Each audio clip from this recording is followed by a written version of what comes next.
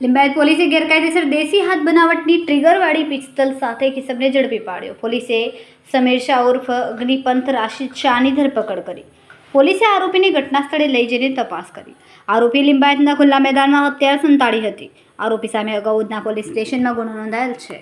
ઘરે ચાલી રહેલા ઝઘડામાં હથિયાર લાવ્યો હતો તે પણ ગુનાને અંજામ આપે તે પહેલા પોલીસે ઝડપી પાડ્યો। આજરોજ સવારે વહેલા 5 વાગ્યે લિંબાયત નાઇટ પોલીસ પેટ્રોલિંગની ટીમને એક બાતમી મળેલ કે એક ઇસમ પોતાના કમરના ભાગે કોઈ હથિયાર લઈ અને લિંબાયત વિસ્તારની અંદર ફટાફેરા મારી રહ્યો છે। જે માહિતીના આધારે લિંબાયત પોલીસ દ્વારા આરોપી પકડ કરવામાં આવ્યો। ધરપકડ દરમિયાન એની પાસેથી એક હથિયાર કબજે કરવામાં આવ્યું। રાત્રિનો સમય દરમિયાન હતો તો હથિયારમાં કોઈ રાઉન્ડ મળી આવેલ નહીં, જેથી હાલ રિકન્સ્ટ્રક્શન પંચનામું એટલા માટે કરવામાં આવ્યું હતું કે રાત્રે દરમિયાન કોઈ રાઉન્ડ અગર અહીં મળી આવે તો એની તપાસ માટે આરોપીને લાવવામાં આવેલો। આરોપીનું નામ છે સમીર શાહ રાશિદ શાહ, જે અનાજન પાટિયા બાપુનગર બોડી ખાતેનો રહીશ છે।